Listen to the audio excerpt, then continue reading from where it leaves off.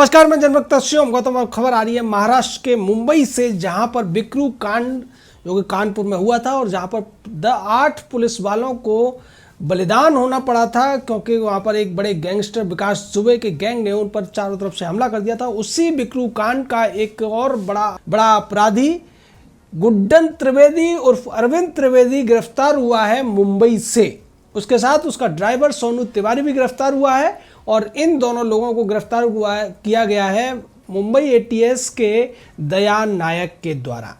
जो कि encounter specialist है। और इसको लेकर बड़ी खबर इसलिए है क्योंकि इसी गुड्डन त्रिवेदी के संबंध अखिलेश यादव से बताए जा रहे थे। तमाम फोटोग्राफ्स इसके अखिलेश यादव के साथ आए हैं और गुड्डन त्रिवेदी रूरा से जिला पंचायत का भी सदस्य है, जो कि समाजवादी पार्टी के सहयोग से बना है। समाजवादी पार्टी का ये छुटवैया नेता पकड़ा गया है और यही वजह थी जब कल अखिलेश यादव ने विकास दुबे को निर्दोष बता दिया था, क्योंकि अखिलेश यादव को ये डर लग रहा था कि कहीं उसका आदमी गुड्डन त्रिवेदी भी पकड़ा गया तो इसके जो पार्टी के साथ संबंध है वो खुल जाएंगे और अखिलेश को बड़ा झटका लगेगा। लेकिन यहाँ एक सवाल ये भी उठ रहा है कि गुड्डन त्रिवेदी, जिसकी के रूरा में एक हार्डवेयर की दुकान थी और कानपुर में ही रहकर वो बदमाशी किया करता था, तो फिर वो मुंबई कैसे पहुंचा और मुंबई में गिरफ्तार कैसे हुआ? क्या उसको अखिलेश यादव या समाजवादी पार्टी की मदद से बचाने के लिए यूपी से महाराष्ट्र पहुंचाया गया था, जहां उसको जिसकी मुखबरी की गई और बाद में उसको एटीएस के द्वारा गिरफ्तार करा दिया गया? हालांकि ये सारे जांच के विषय हैं, लेकिन अब ये स्पष्ट हो गया है कि समाजवादी पार्टी का जो पूरा एंगल था अब इसमें खुलता हुआ नजर आ रहा है। गुड्डन त्रिवेदी से पूछताछ में यह भी पता चला है कि संतोष शुक्ला का जो हत्याकांड हुआ था, जिससे कि विकास दुबे बहुत बड़ा बदमाश बन गया था और संतोष शुक्ला, जो कि भारतीय जनता पार्टी के दर्जाधारी मंत्री थे, उनकी हत्या कर दी गई थी थाने में। उस हत्याकांड में भी अरविंद त्रिवेदी उर्फ गुड्डन त्रिवेदी शामिल था। तो ये कितना खास आदमी था विकास दुबे का, आप इससे समझ सकते हैं। और गुड्डन त्रिवेदी के जो संबंध अखिलेश यादव के साथ रहे हैं, वो कई जगह पर अखिलेश यादव के साथ जाता हुआ दिखाई दे रहा है, कई उसके ऑफिस में बैठा हुआ दिखाई दे रहा है। और तमाम तरीके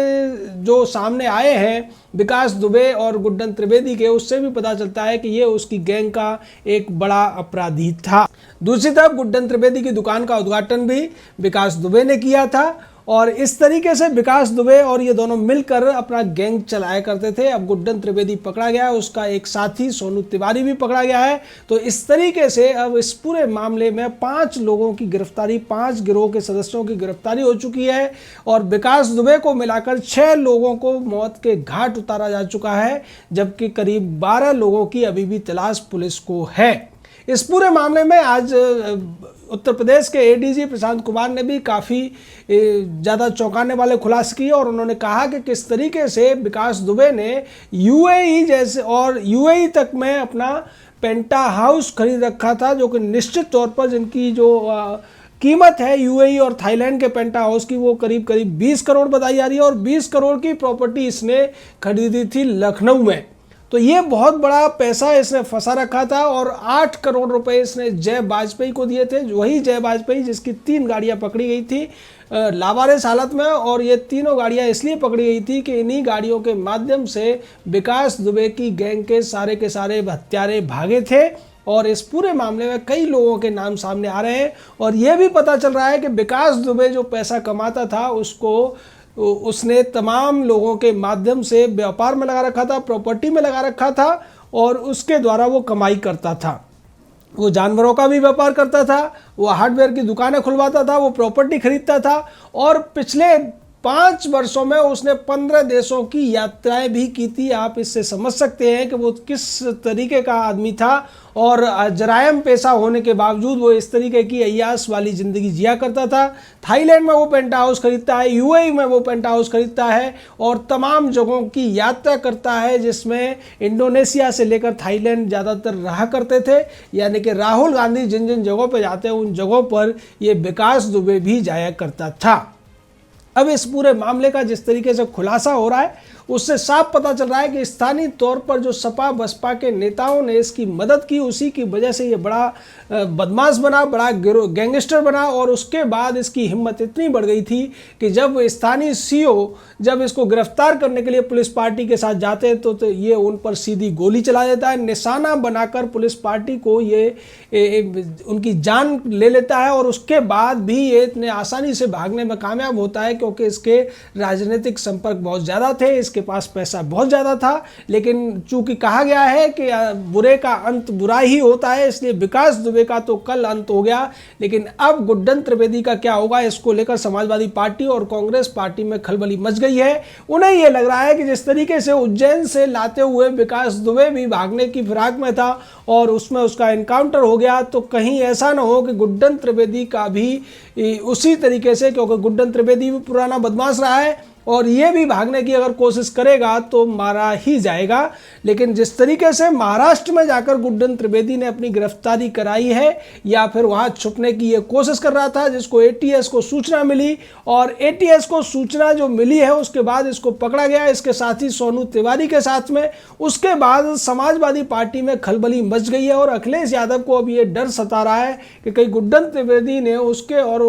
अखिलेश यादव के बीच के जो संबंध थे उनके बारे में बता दिया तो उसके लिए जवाब देना मुश्किल हो जाएगा। वहीं दूसरी तरफ इस पूरे मामले में जो खुलासे हो रहे हैं उससे तो ये पता चलता है कि ये कितना बड़ा गैंग चल रहा था और इसको जिस तरीके से समाजवादी पार्टी के ज़माने में बहुत ज़्यादा प्रोत्साहन दिया गया, उसकी वजह एक और थी कि मुलायम सिंह के ज़माने में भी निर्भय गुजर नाम का एक डकैत हुआ करता था और उसने एक बार खुलेआम ये कह दिया था कि उसके समाजवादी पार्टी से संबंध है, तो मुलायम सिंह ने उसका एनकाउंटर करा दिया था। तब अखिलेश यादव को शायद या तो इतनी समझ नहीं थी या वो उन चीज़ों को याद नहीं करना चाहते। उसके बाद जिस तरीके से समाजवादी पार्टी की सरकार चाहे मुलायम के ज़माने में रही हो या अखिलेश के ज़माने में रही हो, इन्होंने तमाम जो बदमाश हुआ करते थे, गैंगस्टर सीटर हुआ करते थे, उनको पालने पोसने का काम किया। क्योंकि समाजवादी पार्टी को कहा जाता है कि ये गुंडों की पार्टी हुआ करती थी और ये लोग जिसको भी चाहते थे, जिसकी ज़मीन हड़प लेते थे, प्रॉपर्टियों पर कब्जा कर लेते थे और उसको लेकर शिवपाल यादव तक पर भी आरोप लगते थे। और जिस तरीके से आजम खान जैसे या नसीमुद्दीन जैसे लोगों को ये संरक्षण दिया करते थे, उसके बाद तो इनका आतंक पूरे प्रदेश में चला करता था, खासकर मुलायम के ज़माने में। और उसके बाद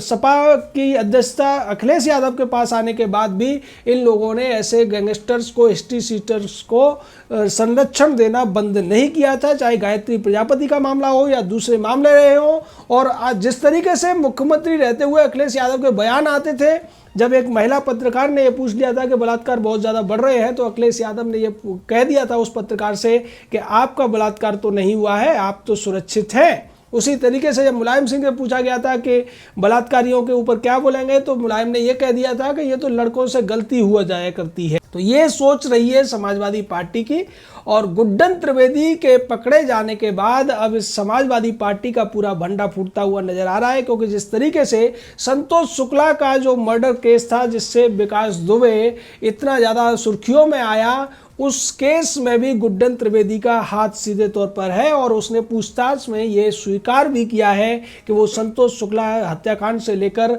बिकरू कांड तक विकास दुबे के साथ तमाम जो हत्याकांड रहे हैं उनमें शामिल रहा है। तो इस तरीके से विकास दुबे के इस पूरे गैंग के ऊपर जिस तरीके से उत्तर प्रदेश पुलिस शिकंजा कस रही है, उसके बाद तमाम जो विपक्षी पार्टियां, कुछ मीडिया के जो लोग हैं वो पुलिस से सवाल कर रहे हैं। इसका जवाब आज प्रशांत कुमार ने भी दिया, जो एडीजी है उत्तर प्रदेश पुलिस में। उन्होंने स्पष्ट कर दिया कि अगर कोई व्यक्ति कुछ करने जा रहा है, कुछ अटैक कर रहा है उत्तर प्रदेश पुलिस के ऊपर, तो क्या वो करेगी, क्या कैसे जवाब देगी। जिस तरीके से पुलिस वाले घायल हुए हैं और उसने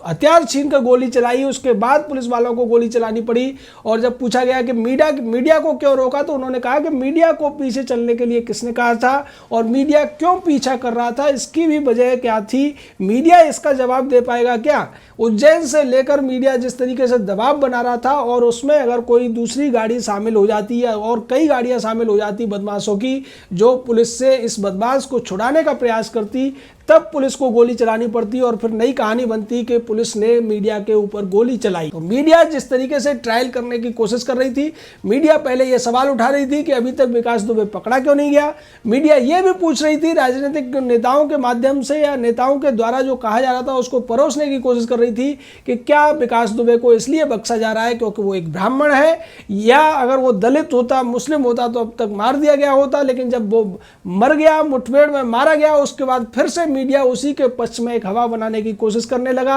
और यह कहने की कोशिश करने लगा कि विकास दुबे को मार दिया गया। यानी यह मीडिया का चरित्र बन गया है। ये पहले जब अपराध नहीं होता है तब सवाल उठाता है, अपराध हो जाता है तब सवाल उठाता है, अपराधी नहीं पकड़ा जाता है तब सवाल उठाता है, और अपराधी को पकड़ लिया जाता है तो फिर उसके पक्ष में ये सहानुभूति बनाने की कोशिश करता है। और जिस तरीके से विकास दुबे की कहानी अब सामने आई है उससे यह भी पता चलता है कि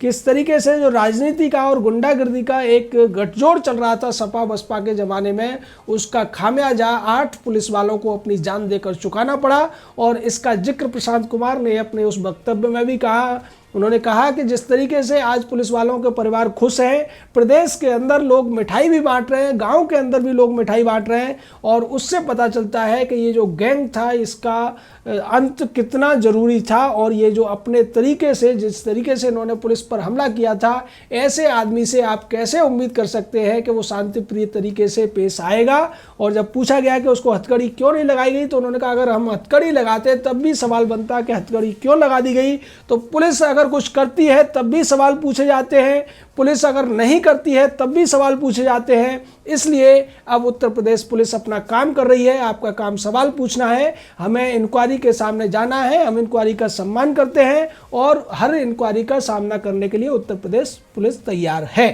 जय हिंद, जय भारत।